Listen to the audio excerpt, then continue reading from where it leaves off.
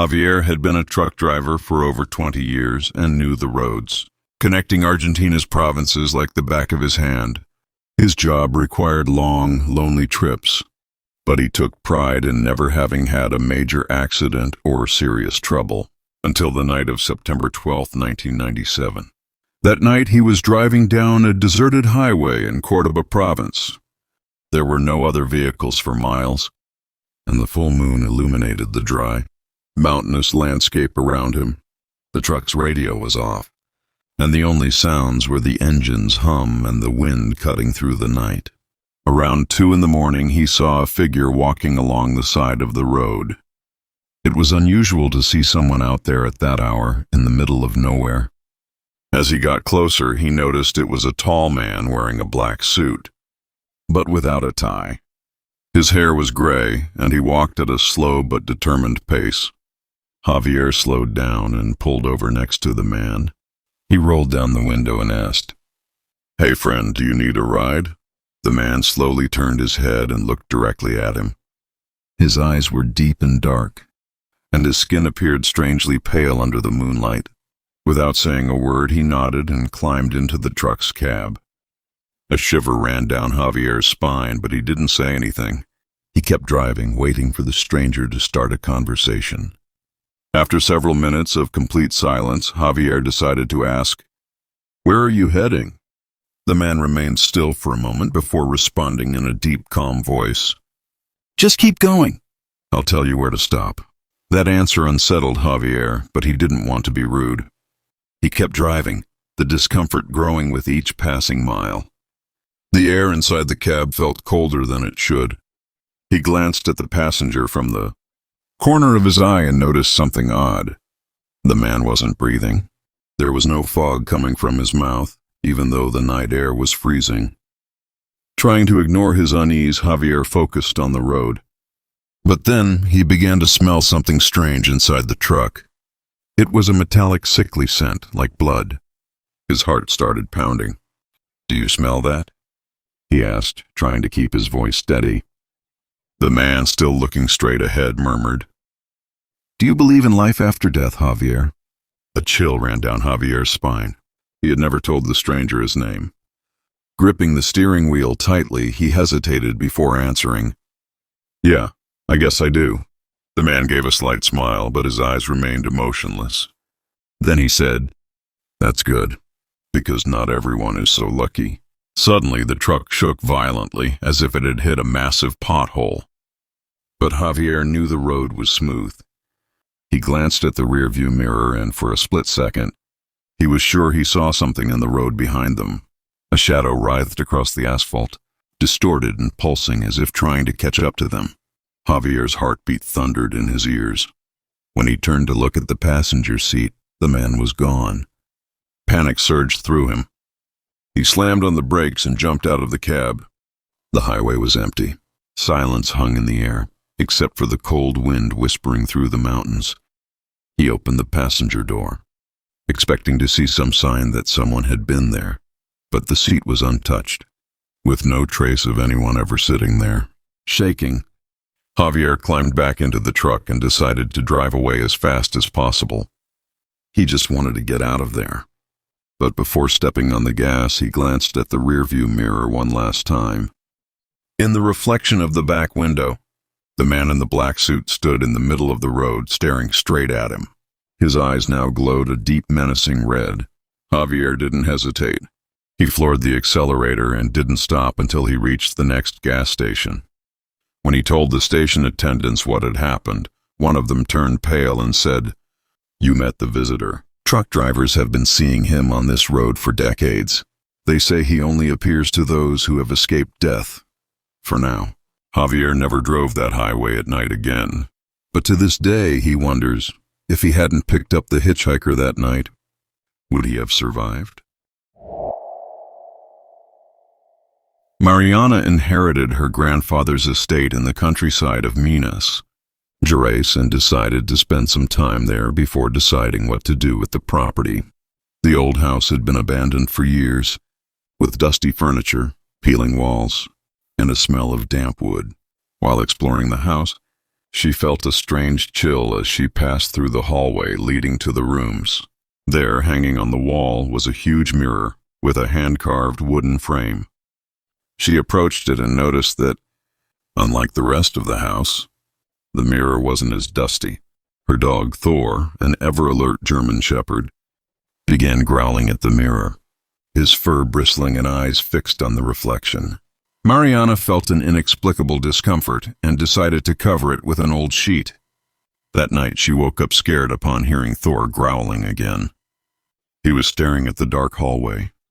Mariana took the flashlight and saw that the sheet covering the mirror was on the floor. Her heart raced. With hesitant steps, she walked towards the mirror and noticed something strange. In the reflection, the door to the room at the back was slightly open, but when she turned her head, the door was closed. A chill ran down her spine. She looked back at the mirror. The door in the reflection was still open. Then a shadow quickly passed through the threshold of the reflected door. Mariana immediately turned around. The room remained closed and silent. Terrified, she grabbed the sheet and covered the mirror again, pushing a piece of furniture in front of it to make sure it didn't move. She returned to bed trembling and stayed awake until dawn. The next day, she decided she would only stay one more night before leaving. She called a friend in the city and asked him to come the next day to help her close the house. The sun set, and once again, darkness took over the estate. Thor seemed uneasy and avoided the hallway. In the middle of the night, a loud noise echoed through the house. Something had fallen in the living room. Taking the flashlight, Mariana slowly got up and headed there. Her blood froze when she saw the mirror on the floor, shattered into pieces. The piece of furniture she had placed in front of it was still intact, as if it had never been there. Thor started barking desperately at something behind her. Trembling, Mariana slowly turned around. In the reflection of one of the fragments on the floor, she saw a dark figure standing right behind her. Her eyes widened, but before she could react, a cold hand touched her shoulder. The next thing she remembers is waking up on the floor at dawn, with Thor licking her face. She didn't know how long she had been unconscious, but the mirror was no longer there. Only the floor covered in broken glass and a dark mark on the wood, as if something had been dragged. Her friend arrived hours later and found her packing her things hurriedly. She never told him exactly what she saw that night, but she sold the estate for far below market value. And to this day, she avoids old mirrors because she fears that one day, that dark reflection will find her again. In the heart of a dense and isolated forest, Jessica and her friends decided to spend a weekend in a cabin far from the city. The idea was to disconnect from their busy lives and enjoy the tranquility of nature. The cabin was located several hours away from civilization, surrounded by tall trees and an environment practically untouched by humans. When they arrived, the cabin seemed to be in perfect condition, but there was something strange in the atmosphere. Something Jessica couldn't quite identify. A feeling of oppression lingered in the air, but she tried to ignore it, convincing herself it was just the isolated setting. The friends were excited, preparing for a night of games, food, and laughter. Everything seemed normal until the first night fell. The full moon illuminated the forest as if it were watching their every move. As Jessica lay down to sleep, the wind howled through the trees, and the creaks of the cabin could be heard. But something else was there, a nearly imperceptible sound, like something dragging across the floor of the house. She looked around, but there was no one. Her heart raced, but she tried to calm herself, thinking it was just the sound of old wood. In the middle of the night, the sound returned. It was louder now, as if something was really moving inside the house. Jessica sat up in bed, trembling with fear, and then looked toward the window. For a moment, she thought she saw a shadow moving between the trees, but when she looked closer, there was nothing. Fear began to take hold of her, but before she could call her friends, the sound suddenly stopped. The next morning, everyone was gathered in the living room, sharing ghost stories and unexplained phenomena. Jessica didn't want to admit what she had felt, so she chose not to tell them about the strange experience. But the fear lingered, and the atmosphere around the cabin felt increasingly unsettling. Later, one of the friends, Mark, suggested they hike down to the nearby river, thinking the walk would be a good way to shake off the growing tension. As they walked along the trail, something made them stop. On the ground, among the dry leaves, was a small old wooden box, partially buried. Intrigued, they opened it and found a strange amulet inside, a symbol no one recognized, but it had an eerie presence. That was when they began to realize something was off in the area. Jessica, who already felt a strong sense of unease, caught a brief glimpse of a pale, distorted figure among the trees, but when she looked again, it was gone. The feeling of discomfort intensified as they left the river and returned to the cabin. Mark, who had found the amulet, placed it in his backpack without a second thought. That night, things started to get worse. The strange noises returned, but now they were louder and closer. The cabin seemed to creak as if it were alive. Jessica and the others were gathered in the living room, with the lights on when they heard a knock on the door, but no one was there. They exchanged uneasy glances and the tension only grew. When Jessica went upstairs to check, the air turned colder. As she entered one of the rooms, she saw a shadow on the wall that seemed to follow her movements. She froze instantly, her heart pounding, trying to understand what was happening. Then the floor began to creak as if someone was crawling through the hallways. She screamed, but none of her friends responded. With fear consuming her, Jessica ran down the stairs. But when she reached the living room, the air felt heavier. The doors were slamming, but there was no wind. Then a low and eerie laugh echoed through the house. It wasn't from any of her friends.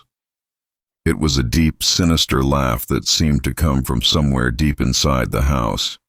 Jessica was completely overwhelmed by fear and tried to run outside, but the doors were locked. Something was preventing their escape. The rest of the night was a nightmare. Each of the friends experienced strange visions and terrifying nightmares. The dragging sounds and laughter continued, accompanied by incomprehensible whispers. They tried to leave, but the road seemed to lead nowhere. Everything was distorted. The others were just as terrified as Jessica, but no one knew what to do. The next morning, Jessica woke up alone in the cabin. There was no sign of her friends, but the furniture was out of place, the windows were open, and the smell of mold in the air was even stronger. She searched the entire house, calling their names, but found no one.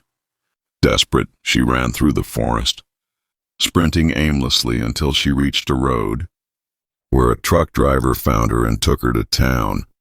The police searched the area but found no trace of her friends or anyone else.